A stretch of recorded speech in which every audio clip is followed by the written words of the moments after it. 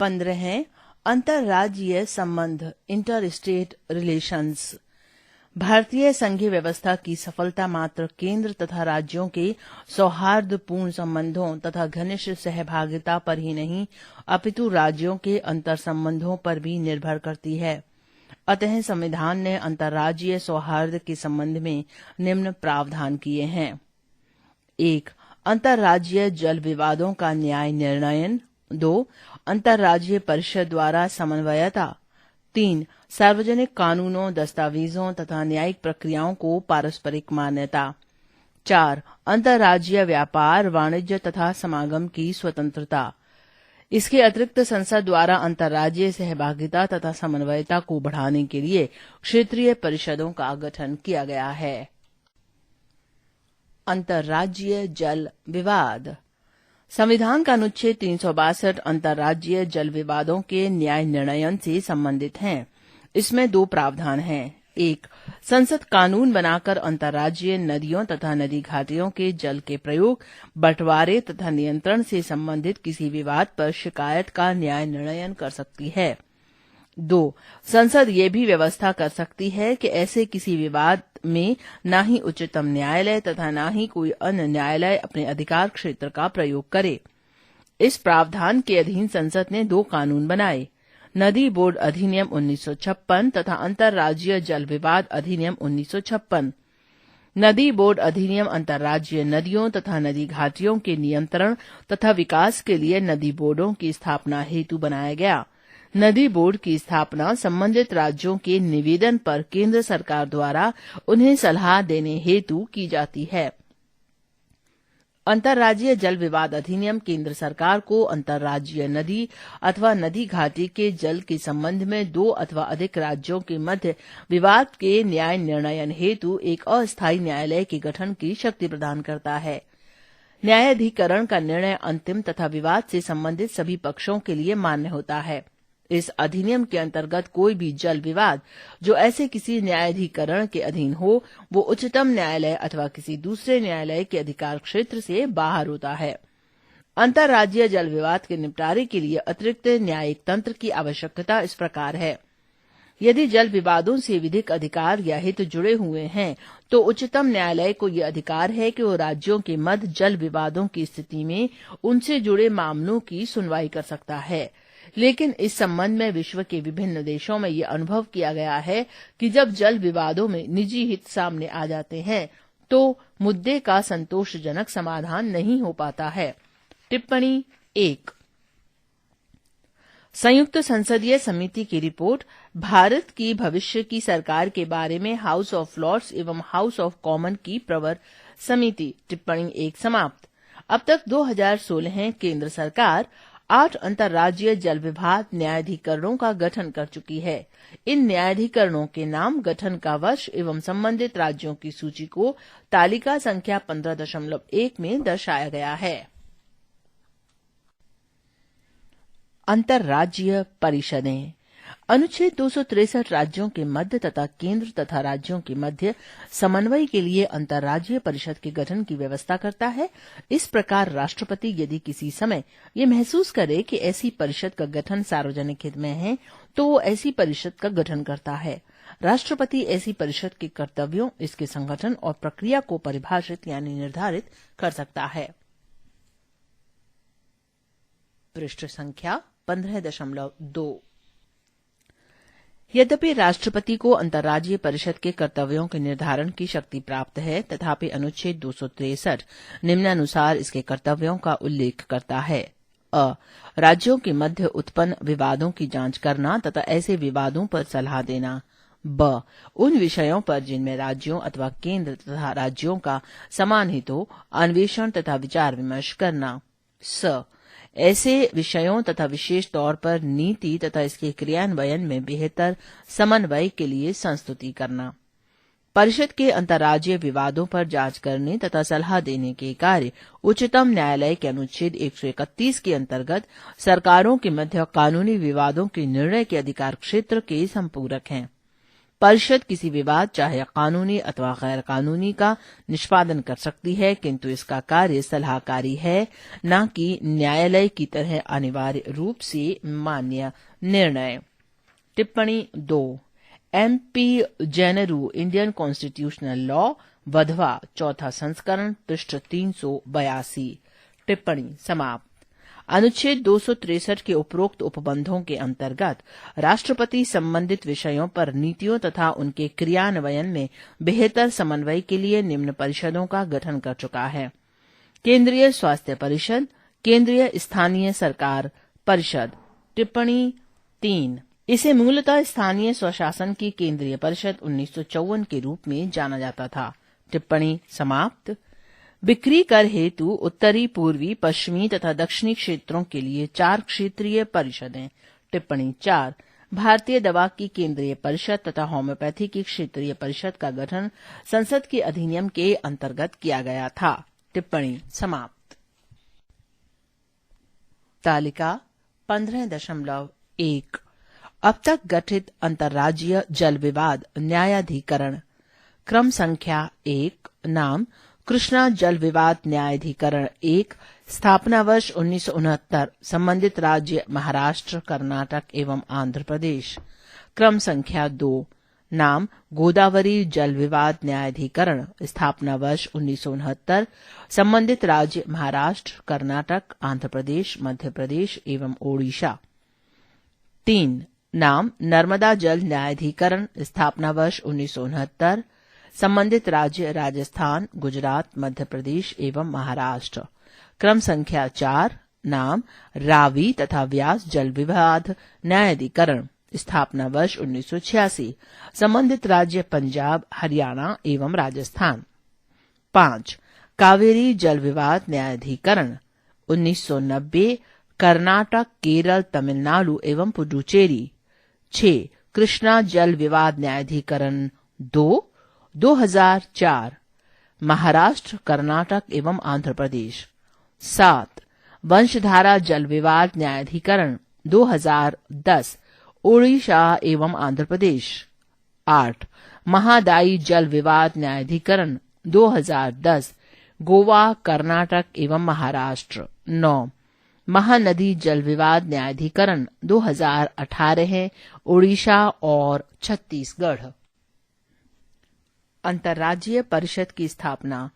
केंद्र तथा राज्य संबंधों से संबंधित सरकार या आयोग 1983 से 88 ने संविधान के अनुच्छेद 263 के अंतर्गत नियमित अंतर्राज्यीय परिषद की स्थापना के लिए सशक्त सुझाव दिए। इसने संस्तुति की कि अंतर्राज्यीय परिषद को इसी अनुच्छेद 263 के अधीन बनी अन्य संस्थाओं से अलग करने के लिए इसे अंतर सरकारी परिषद कहना आवश्यक है। आयोग ने संस्तुति की कि परिषद को अनुच्छेद 263 की उपधारा ख तथा ग में वर्णित कार्यों की जिम्मेदारी दी जानी चाहिए। सरकारिया आयोग की उपरोक्त सिफारिशों को मानते हुए वीपी सिंह के नेतृत्व वाली जनता दल सरकार ने 1990 में अंतर्राज्यीय परिषद का गठन किया। टिप्पणी 5। अंतर्राज्यीय परिषद आदेश दिनांक 28 मई 1990। टिप्पणी समाप्त। इसमें निम्न सदस्य थे: 1. अध्यक्ष प्रधानमंत्री। 2. सभी राज्यों के मुख्यमंत्री। 3. विधानसभा वाले केंद्र शासित प्रदेशों के मुख्यमंत्री। 4.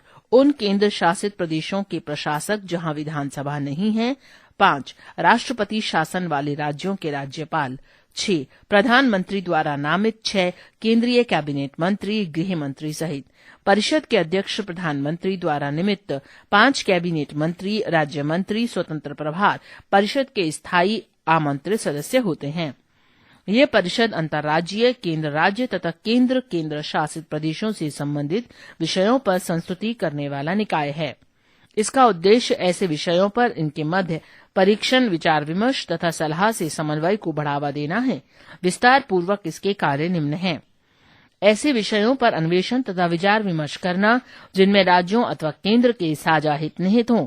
इन विषय पर नीति तथा इसके क्रियान्वयन में बेहतर समन्वय के लिए संस्तुति करना तथा ऐसे दूसरे विषयों पर विचार विमर्श करना जो राज्यों के सामान्य हित में हो और अध्यक्ष द्वारा इसे सौंपे गए हों। पृष्ठ संख्या 15.3। परिषद की एक वर्ष में कम से कम 3 बैठकें होनी चाहिए। इसकी बैठकें पारदर्शी होती हैं तथा प्रश्नों पर निर्णय एकमत से होता है। परिषद की एक स्थायी समिति भी होती है। इसकी स्थापना 1996 में परिषद के विचारार्थ मामलों पर सतत चर्चा के लिए की गई थी। इसमें निम्नलिखित सदस्य होते हैं: 1. केंद्रीय गृह मंत्री अध्यक्ष के रूप में, 2. 5 केंद्रीय कैबिनेट मंत्री, 3. 9 मुख्यमंत्री। परिषद की सहायतार्थ एक सचिवालय होता है जिसे अंतर राज्य परिषद सचिवालय कहा जाता है। इसकी स्थापना 1991 में की गई थी और इसका प्रमुख भारत सरकार का एक सचिव होता है। 2011 से ये सचिवालय क्षेत्रीय परिषदों के सचिवालय के रूप में भी कार्य कर रहा है। लोक अधिनियम, दस्तावेज तथा न्यायिक प्रक्रियाएं। संविधान के अनुसार प्रत्येक राज्य का अधिकार क्षेत्र उसके अपने राज्य क्षेत्र तक ही सीमित है। अतः ये संभव है कि एक राज्य के कानून और दस्तावेज दूसरे राज्यों में अमान्य हों। ऐसी परेशानियों को दूर करने के लिए संविधान में पूर्ण विश्वास तथा साख उपवाक्य है जो इस प्रकार वर्णित है: 1. केंद्र तथा प्रत्येक राज्य के लोक अधिनियमों, दस्तावेजों तथा न्यायिक प्रक्रियाओं को संपूर्ण भारत में पूर्ण विश्वास तथा साख प्रदान की गई है। लोक अधिनियम में सरकार के विधायी तथा कार्यकारी दोनों कानून निहित हैं। सार्वजनिक दस्तावेज में कोई आधिकारिक पुस्तक, रजिस्टर अथवा किसी लोक सेवक द्वारा अपने आधिकारिक कार्यों के निर्वाह में बनाए गए दस्तावेज शामिल हैं। 2. ऐसे अधिनियम, रिकॉर्ड तथा कार्यवाहियां जिस प्रकार और जिन परिस्थितियों में सिद्ध की जाती हैं तथा उनके प्रभाव का निर्धारण किया जाता है, संसद द्वारा नियम बनाकर प्रदान की जाएंगी। इसका अर्थ है कि उपरोक्त वर्णित सामान्य नियम के प्रमाण को प्रस्तुत करने तथा ऐसे अधिनियम, रिकॉर्ड तथा कार्यवाही का एक राज्य का दूसरे राज्य पर प्रभाव संसद के विशेषाधिकार से संबंधित है। 3. भारत के किसी भी भाग में दीवानी न्यायालय की आज्ञा तथा अंतिम निर्णय प्रभावी होगा। इस न्यायिक निर्णय पर बिना किसी नए मुकदमे की आवश्यकता के ये नियम केवल दीवानी निर्णय पर लागू होता है तथा फौजदारी निर्णयों पर लागू नहीं होता। दूसरे शब्दों में किसी राज्य के न्यायालयों को दूसरे राज्य के दंड के नियमों को क्रियान्वित करने की आवश्यकता नहीं है। अंतर्राज्यीय व्यापार तथा वाणिज्य। संविधान के भाग 13 के अनुच्छेद 301 से 307 में भारतीय क्षेत्र में व्यापार, वाणिज्य तथा समागम का वर्णन है। अनुच्छेद 301 घोषणा करता है कि संपूर्ण भारतीय क्षेत्र में व्यापार, वाणिज्य तथा समागम स्वतंत्र होगा। इस प्रावधान का उद्देश्य राज्यों के मध्य सीमा अवरोधों को हटाना तथा देश में व्यापार, वाणिज्य तथा समागम के अबाध प्रवाह को प्रोत्साहित करने हेतु एक इकाई बनाना है। इस प्रावधान में स्वतंत्रता अंतर्राज्यीय व्यापार, वाणिज्य तथा समागम तक ही सीमित नहीं है, बल्कि इसका विस्तार राज्यों के भीतर व्यापार, वाणिज्य तथा समागम पर भी है। अतः यदि किसी राज्य की सीमा पर या पहले अथवा बाद के स्थानों पर प्रतिबंध लगाए जाते हैं तो ये अनुच्छेद 301 का उल्लंघन होगा। अनुच्छेद 301 द्वारा दी गई स्वतंत्रता संविधान द्वारा स्वयं अन्य प्रावधानों, संविधान के भाग 3 अनुच्छेद 302 से 305 द्वारा लगाए गए प्रतिबंधों को छोड़कर सभी प्रतिबंधों से स्वतंत्र है। इसे इस प्रकार से समझाया जा सकता है: 1. संसद सार्वजनिक हित में राज्यों के मध्य अथवा किसी राज्य के भीतर व्यापार, वाणिज्य तथा समागम की स्वतंत्रता पर प्रतिबंध लगा सकती है, किंतु संसद एक राज्य को दूसरे राज्य पर प्राथमिकता नहीं दे सकती अथवा भारत के किसी भाग में वस्तुओं की कमी की स्थिति को छोड़कर राज्यों के मध्य विभेद नहीं कर सकती। टिप्पणी 6. उदाहरण के लिए संसद ने आवश्यक वस्तु अधिनियम 1955 बनाया। इस अधिनियम ने केंद्र सरकार को कुछ आवश्यक वस्तुओं जैसे पेट्रोलियम, कोयला, लोहा एवं इस्पात आदि के उत्पादन, आपूर्ति एवं वितरण पर नियंत्रण का अधिकार दिया। टिप्पणी 6 समाप्त। 2. किसी राज्य की विधायिका सार्वजनिक हित में उस राज्य अथवा उस राज्य के अंदर व्यापार, वाणिज्य तथा समागम की स्वतंत्रता पर उचित प्रतिबंध लगा सकती है, किंतु इस उद्देश्य हेतु विधेयक विधानसभा में राष्ट्रपति की पूर्व अनुमति से ही पेश किया जा सकता है। इसके अतिरिक्त राज्य विधायिका एक राज्य को दूसरे पर प्राथमिकता नहीं दे सकती अथवा राज्यों के मध्य विभेद नहीं कर सकती। 3. किसी राज्य की विधायिका दूसरे राज्य अथवा संघ राज्य से आयातित उन वस्तुओं पर कर लगा सकती है जो उस संबंधित राज्य में उत्पादित होते हैं। ये प्रावधान राज्यों द्वारा विभेदकारी करों के लगाने का निषेध करता है। 4. स्वतंत्रता अनुच्छेद 301 के अंतर्गत राष्ट्रीयकृत विधियों के अधीन है। वे विधियां जो केंद्र अथवा राज्यों के पक्ष में एकाधिकार के लिए पूर्व निर्दिष्ट हैं।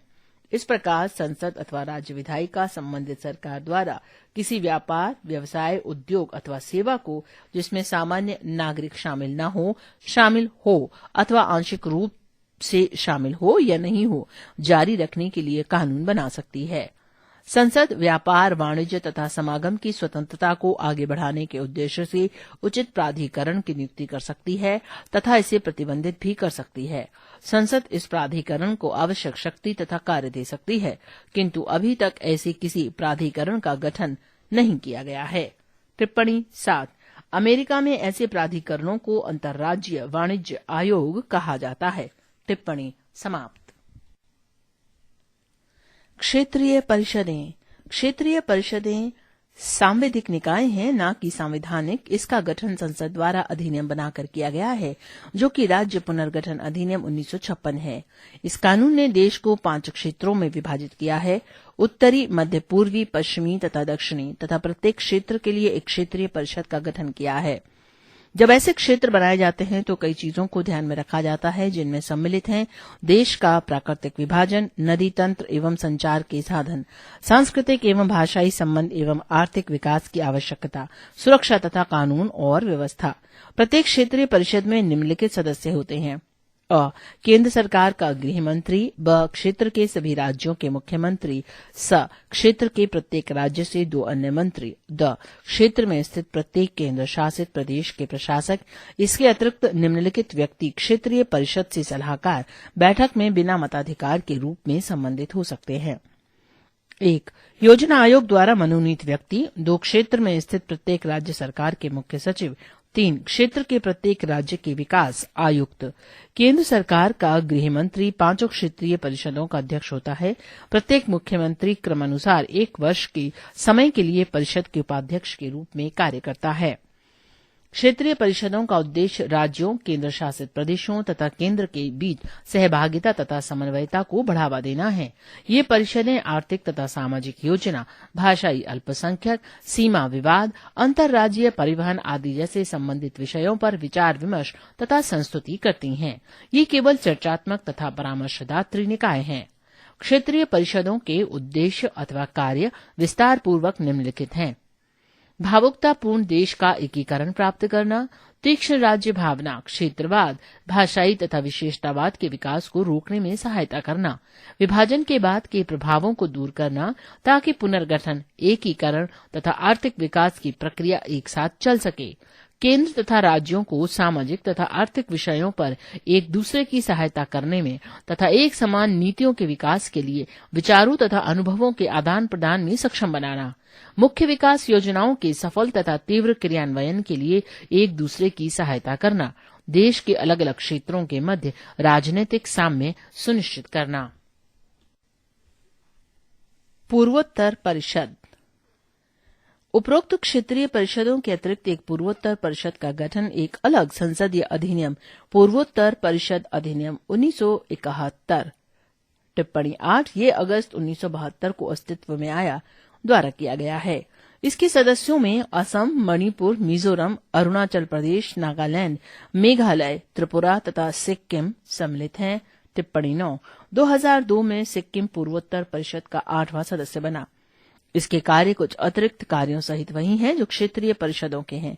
ये एक एकीकृत तथा समन्वित क्षेत्रीय योजना बनाती है जिसमें साझे महत्व के विषय सम्मिलित हों। इसे समय समय पर सदस्य राज्यों द्वारा क्षेत्र में सुरक्षा तथा सार्वजनिक व्यवस्था के रखरखाव के लिए उठाए गए कदमों की समीक्षा करनी होती है। तालिका 15.2 क्षेत्रीय परिषदों पर एक नजर। 1. नाम उत्तर क्षेत्रीय परिषद। सदस्य पंजाब, हरियाणा, हिमाचल प्रदेश, राजस्थान, दिल्ली, चंडीगढ़, जम्मू कश्मीर और लद्दाख। मुख्यालय नई दिल्ली। 2. नाम मध्य क्षेत्रीय परिषद। सदस्य मध्य प्रदेश, उत्तर प्रदेश, उत्तराखंड एवं छत्तीसगढ़। मुख्यालय इलाहाबाद। 3. पूर्वी क्षेत्रीय परिषद। बिहार, पश्चिम बंगाल, ओडिशा, झारखंड। कोलकाता। 4. पश्चिमी क्षेत्रीय परिषद। सदस्य महाराष्ट्र, गुजरात, गोवा, दमन एवं दीव तथा दादरा तथा नगर हवेली। मुख्यालय मुंबई। 5. नाम दक्षिणी क्षेत्रीय परिषद सदस्य कर्नाटक, तमिलनाडु, आंध्र प्रदेश, तेलंगाना, केरल तथा पुडुचेरी। मुख्यालय चेन्नई। पृष्ठ संख्या 15.4। तालिका 15.3 अंतर्राज्यीय संबंधी अनुच्छेद एक नजर में। अनुच्छेद 261 विषय वस्तु लोक लेखा की पारस्परिक मान्यता आदि। लोक लेखा अभिलेख तथा न्यायिक प्रक्रिया। अनुच्छेद 262 जल संबंधी विवाद। अंतर्राज्यीय नदियों अथवा नदी घाटियों के जल से संबंधित विवादों के न्याय निर्णय। अनुच्छेद 263 राज्यों के बीच समन्वय। अंतर्राज्य परिषद से संबंधित प्रावधान। अनुच्छेद 301 अंतर्राज्य व्यापार एवं वाणिज्य। व्यापार, वाणिज्य तथा व्यावहारिक लेन देन। अनुच्छेद 302 व्यापार, वाणिज्य तथा व्यावहारिक लेन देन पर प्रतिबंध की संसद की शक्तियां। अनुच्छेद 303 व्यापार एवं वाणिज्य के संबंध में केंद्र तथा राज्यों की विधायी शक्तियों पर प्रतिबंध। अनुच्छेद 304 राज्यों के बीच व्यापार, वाणिज्य एवं व्यावहारिक लेन देन पर प्रतिबंध। अनुच्छेद 305 पहले से लागू कानूनों तथा राज्य के एकाधिकारों से संबंधित कानूनों की सुरक्षा। अनुच्छेद 306 पहली अनुसूची के भाग बी में कतिपय राज्यों द्वारा व्यापार एवं वाणिज्य पर प्रतिबंध लगाने की शक्ति निरस्त। अनुच्छेद 307 अनुच्छेद 301 से 304 तक सन्निहित उद्देश्यों को आगे बढ़ाने के लिए प्राधिकार की नियुक्ति। पृष्ठ संख्या 15.5।